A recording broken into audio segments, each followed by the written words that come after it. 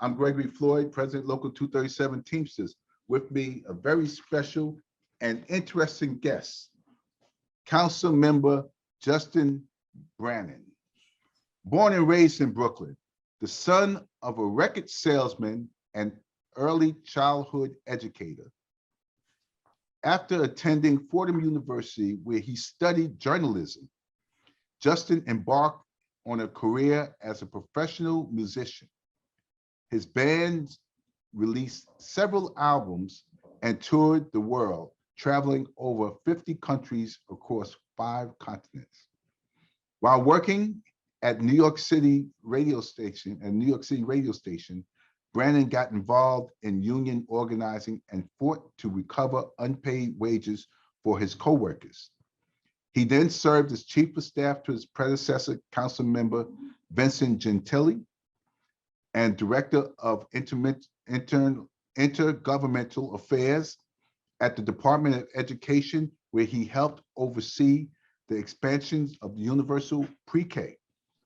Brannan was elected to the city council in 2017 from a crowded field of 10 candidates to represent Southeast Brooklyn's 43rd council district.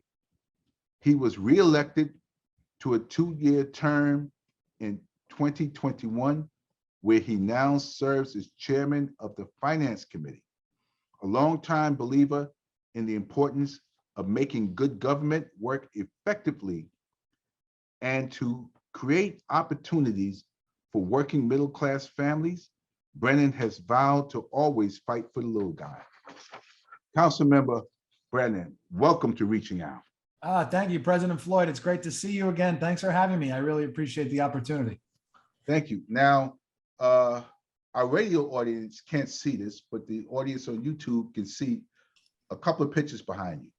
Miles Davis, and there's a poster behind you of the Smiths. I love that you know the Smiths. It blows my mind, and it reminds me of, I've always known that I liked you for some reason, and now I know why. Well, I consider myself a music connoisseur. Clearly. Music Man Greg is my nickname, and I know music from all over. The Smiths was in the 80s, and that was sort of the alternative UK music coming from overseas. That's right. And along with the Smiths, well, one of the songs is featured in the movie The Wedding Singer with Adam Sandler. There was a group called General Public.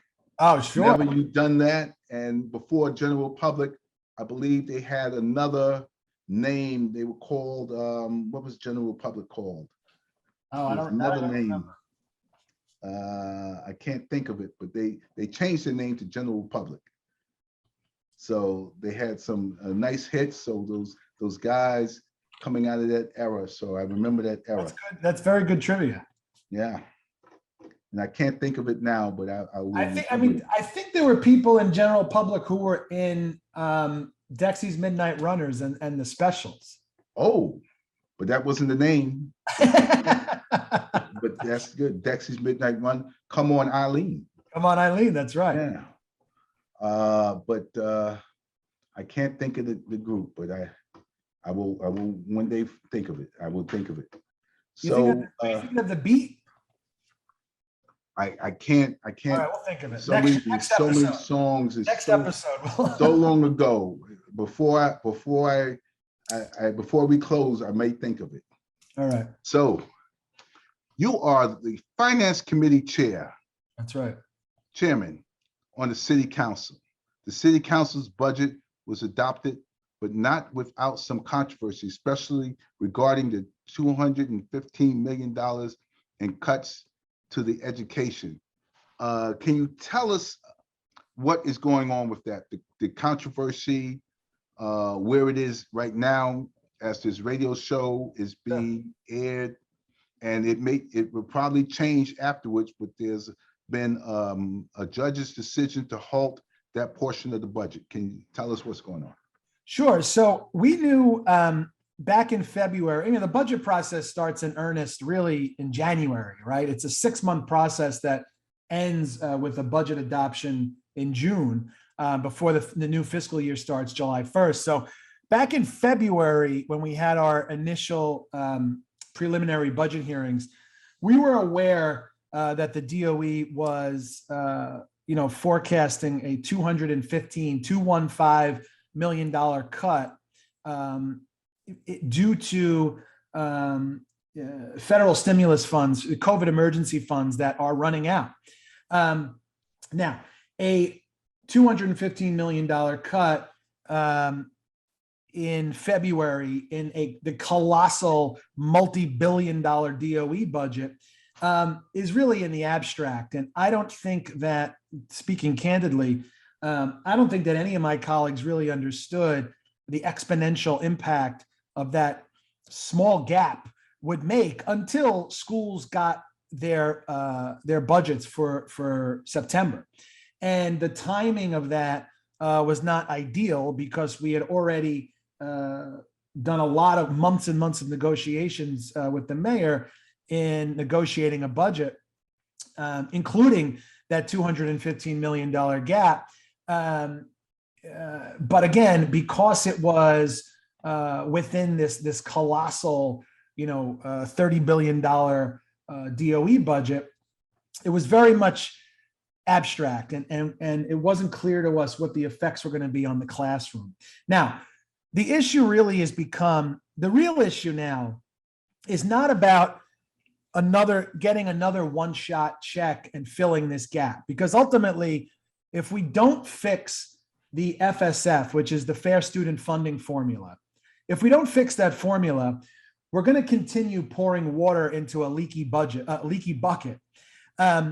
FSF, I mean, I'm old enough to remember a couple of years ago when we finally achieved 100% FSF funding under Mayor de Blasio and Speaker Johnson. When the council got 100% FSF funding, that was like it was the holy grail, right? We did not think it could get better than that. We had fought, advocates had fought to get 100% FSF funding since 2007. So when we finally got the 100% FSF funding, it was a huge, huge, huge victory. I can't stress that enough. Then the unthinkable happened and the pandemic hit, COVID hit, and schools, the silver lining, I guess, of COVID was that schools were able to see, teachers were able to see what their budgets would look like if they didn't have to count every penny. I come from a household of teachers. My mom was a teacher. My wife is a teacher. My aunt, my godmother, my uncle, everybody in my family are teachers, public school or private. I'm the only one that didn't become a teacher. I know very well what the teachers that truly care, how much money they spend out of their own pocket to give their classrooms what they need. During COVID was the first time, thanks to the federal stimulus money, it was the first time that teachers were able to see what their budgets would look like if they had what they needed to hire an extra para, an extra art teacher. And it was fantastic. The problem is that money now is running out. And what's left of it is being obligated and allocated to next year, so there's not a fiscal cliff. What de Blasio did was he was taking that money and filling the gap that has been created by enrollment. Now, we have a serious conversation. We have to have a serious conversation about enrollment. The fact is, the numbers show that our public schools in this city have lost 7 to 10% in enrollment over the past 4 or 5 years. That's almost 100,000 kids. And what the budget folks at City Hall are saying, just strictly from a numbers perspective, they're saying, look, if a school is being funded for 1,000 kids, but they've only had 500 kids for the past 2 years, continuing to fund them at these emergency levels with such a loss is just not sustainable. And frankly, I agree with that. You can't keep funding a school for 1,000 kids if they only have 500 kids. The problem is right now, FSF is insufficient. So what we thought was the holy grail, what we thought could not get any better, is we're now realizing is insufficient. So right now, my colleagues in the council, led by Speaker Adams, is we're trying to fight to, at the very least, put back that 215 million peg that was discussed back in February.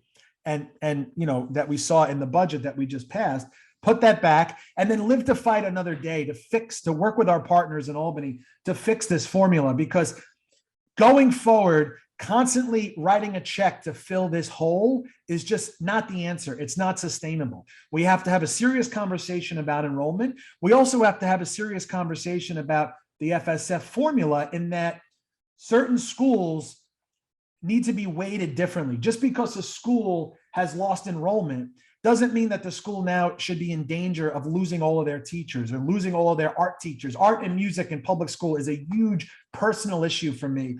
And it breaks my heart, because the reason why I fight so hard for it is because I'm seeing right now what happens, that when schools have to make tough choices with their budgets, the first to go is art and music, right? Math, science, they never think about letting go of those folks. Art and music, creative, it's always the first to go. So we need to do something to fix the moment that we're in right now. But we really then have to have a serious conversation going forward, how we level things out, how we are sober about the reality that our public schools have lost a lot of kids, but also that we're not giving our classrooms the money that they need. Chancellor Banks came in super hot saying he wants to cut the waste at Tweed, at DOE Central. I used to work for the DOE. I would agree that there's plenty of waste at DOE Central in bloated procurement contracts and whatnot. The last thing we should be doing is cutting the funds that go to our kids, that go to the classrooms, that go to the teachers. That's the last thing that should be on the chopping block. So what the council is saying is, look, you've got a colossal DOE budget. There's got to be a way to find this money, move it from somewhere else. Let's figure out where we can take it to fill this gap right now. And then let's have a serious conversation going forward so we can fix this and make it sustainable. Because Greg, otherwise we're going to have this problem every year. If enrollment keeps trending down, every year there's going to be this gap. And there's going to be this gap because the formula is creating this gap. The formula is always going to be tied to enrollment, right? School funding is always going to have to be tied somehow to enrollment. It's a matter of how do we weight it so schools aren't completely falling off a fiscal cliff.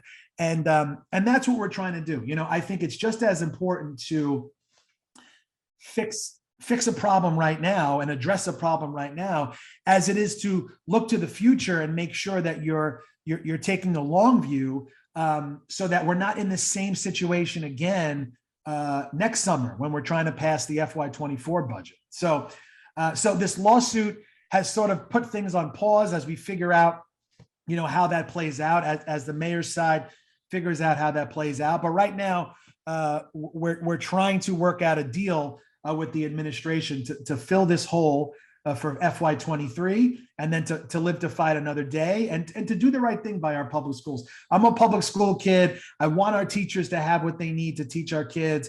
I want our classrooms to be funded. There's nothing more important than a quality public school education in our city. But we have to come to terms with the reality that we've lost a lot of kids in our system for whatever reason, and we've got to come up with it. We have to tweak the formula for this new moment. You're listening to Reaching Out. I'm Gregory Floyd, President, Local 237 Teamsters. With us is our very special guest, Councilmember Justin Brannan, and we're talking about school budget. And we talk about a little music. And you mentioned music and arts being cut, and we're fond of music and arts. And we believe that the council will come up with an idea of how to fund that $215 million and live to fight another day. You formed a housing task force to help address the city's affordable housing crisis. Right. A recent study explored the idea of converting vacant office space into housing. Tell us your thoughts and if you're considering the findings of the study. Sure. Thank you for the question, Greg. So, I think that COVID has shown us that we're really going to be in a new reality here. I don't know if the 9 to 5 workday that we knew before COVID is ever going to return. We just don't know, right? And when you look at Manhattan, Manhattan is really a fragile ecosystem. And if the office building is not full of workers, then the salad place downstairs suffers, the dry cleaner suffers, the guy with the coffee cart suffers, right? It's a very fragile ecosystem. And most of Manhattan, in between, from 5 p.m. to 9 a.m. is a ghost town, because Manhattan is where people come to work, right? I often say that Manhattan might be the economic engine of the city, but the oil and the fuel for that engine really lives in the outer boroughs. And I think that we've got to come to terms with that, the reality that a lot of folks are working remotely. If I'm the CFO of a company and my company is currently renting 30 floors of office space in a building, and over the past 2.5 years, I've only used 2 of those floors, and my company is still making money and still working efficiently. Well, I don't think that CFO is going to look to renew that lease. So that becomes the reality of what are we going to do with all this vacant office space? And you hear a lot of conversations, people, wondering, can we turn some of this vacant office space into affordable housing? Some people say yes, some people say no. Everyone is waxing, philosophically about if it's possible. Well, it hasn't worked here, it hasn't worked there. Last year, I passed a bill that became law that creates a task force to actually figure out and explore opportunities to convert obsolete office building space to affordable housing, to schools, to whatever it may be. So basically, Greg, what I said was, look, let's stop wondering, let's stop arguing over whether it's possible or not, and let's get a bunch of smart people in a room. Let's create a blue ribbon panel of folks in labor, in real estate, in construction, in planning, in housing, obviously, to sit down and figure out if we can do this, if it's possible. And so local law 43, which I passed last year, that Mayor Adams is now enacting, creates a task force of 12 members that will sit down and focus on the future of office buildings in our city to ensure that our city's central business districts remain vibrant and adaptable and successful over the long term. And then ultimately the task force will recommend legal and regulatory changes, which obviously will allow for these conversions if we think it makes sense. And they'll recommend these changes to support productive new uses for obsolete office buildings by the end of this year. So the idea is to have a blueprint by the end of this year. Now, the task force could come back and say, you know what, we put our best and brightest minds in a room and we figured out it might work for a handful of office buildings, but overall, it doesn't make sense, right? Converting office buildings into housing or labs or schools, it's too expensive because of the way the buildings, whatever it is, fine. But let's actually sit down and figure that out. Let's stop talking about it. Let's stop arguing about it. And let's sit down and really figure it out. So that's what we're doing. So the mayor created what I believe is he's calling the Office Adaptive Reuse Task Force.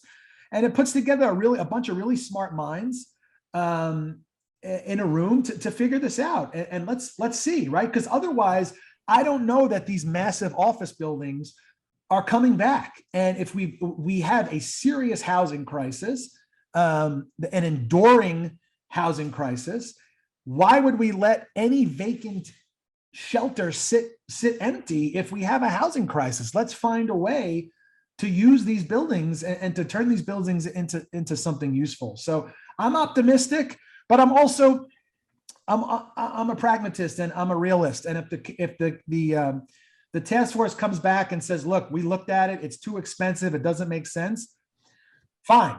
But let's at least have a real conversation. Let's stop writing op-eds and arguing over, oh, it's not possible because this and that. I really want folks to sit down and figure it out. And I think that's what's going to happen here. And I look forward to, the task force will publish its recommendations in tandem, in conjunction with the Department of City Planning by the end of this year, by the end of 2022. I think you're right about the city not coming back to what we used to be known as the normal, where you have a 5-day work week, your offices are full of people. I agree with you. It's just not going to happen. Yeah. And I think we have to be realistic about that, right? We have to be realistic about, people have seen and companies have really seen that remote work for certain companies, for certain industries, it works. And again, if I'm a CFO and my job is to focus on the bottom line of a company, I'm going to go to my CEO and say, look, we've been renting 40 floors of office space for the past 40 years. And now we're making more money than we've ever made before. And we're only using 5 floors. They are not renewing that lease. That's just the bottom line. And Right. we need to figure that out. And I think we need to figure that out before we need to figure it out now before it really becomes a crisis, a real crisis. You're absolutely right. You're absolutely right. You have taken a leadership role in procurement reform. Sure. How can eliminating the red tape in the contracting process help more vendors and the general public? Sure, that's a great question, Greg. What I often joke, I've allocated, since I got elected in 2018, I've allocated over $50 million to renovating different parks and playgrounds in my council district. A lot of these parks and playgrounds haven't seen any renovations in decades, right? Sometimes I joke with my local parents, and I'm only half joking when I say, Mrs. Jones, I hope that playground is finished before your son goes to Yale. And I'm only half joking because we all know how long these projects take through working with the city.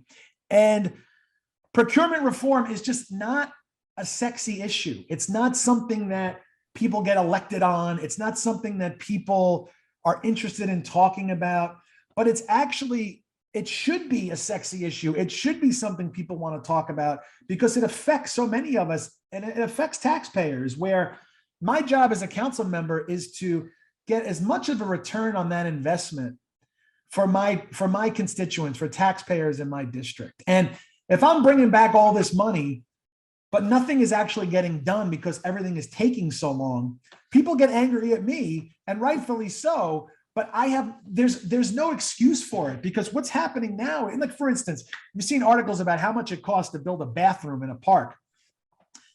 When the average person says, you know what, if my Uncle Jerry could renovate a bathroom in a weekend, and you're telling me that if the Parks Department does it, it's going to take 2 years and cost $1.5 million to build a bathroom. It's just indefensible. And what we've realized is that it's a little bit of both. It's not so much the city's fault. It's not the contractor's fault. But what happens is, like, a lot of people say, well, how come it costs so much? The city puts out an RFP. They say, look, we need to build a new football field at the so-and-so high school. They don't decide how much that's going to be. The cost comes from the bids, right? So the bids come in at super high prices. Now, the bids don't come in at super high prices because the contractors are looking to fleece the city. Look, the contractors have to make a little money for their work, but they're coming in at those high bids because of how hard it is to work with the city and how expensive it is to work with the city. So that's why parks cost $4 million to renovate. That's why bathrooms cost $2 million to renovate, because the city has to deal with, the contractors have to deal with this. So we finally have a deputy mayor, Lorraine Grillo, who's fantastic, who understands procurement reform and why it's so important. So I'm hoping we see some action on it, because again, it's an issue that is really wonky and people don't understand why it's so important, but it really, really is. And I think that if we explain it to people on that level, that procurement reform and dysfunction is the reason why these city projects are taking so long, I think you're going to see a lot of support for fixing that. Okay. Well, unfortunately, we got to ask you to come back. And when you come back, we're going to ask you to talk to you all day, man. Come on. We're going to ask you to talk music. Unfortunately, this is all the time we have for this edition of Reaching Out. I'm Gregory Floyd, President, Local 237 Teamsters. With me, our very special guest was Councilmember Justin Brannan. And before he goes, he mentioned General Public, which is one of my favorite bands from the 80s. But they used to be known as the English Beat. Oh, the English Beat, right? I said the beat. I forgot the Yeah, English the part. English Yeah, Beat, yeah, and they yeah. had a song called "Mirror in the Bathroom," Mirror in the bathroom. which I know is that song. which is so appropriate to what we were talking about. Thank I you. love it, man. Thank you for having me, Greg. I really All right, appreciate thank it, you. brother. And thanks Okay. for all you do for working people All in right. the city. Thanks. All right. Bye-bye. All right.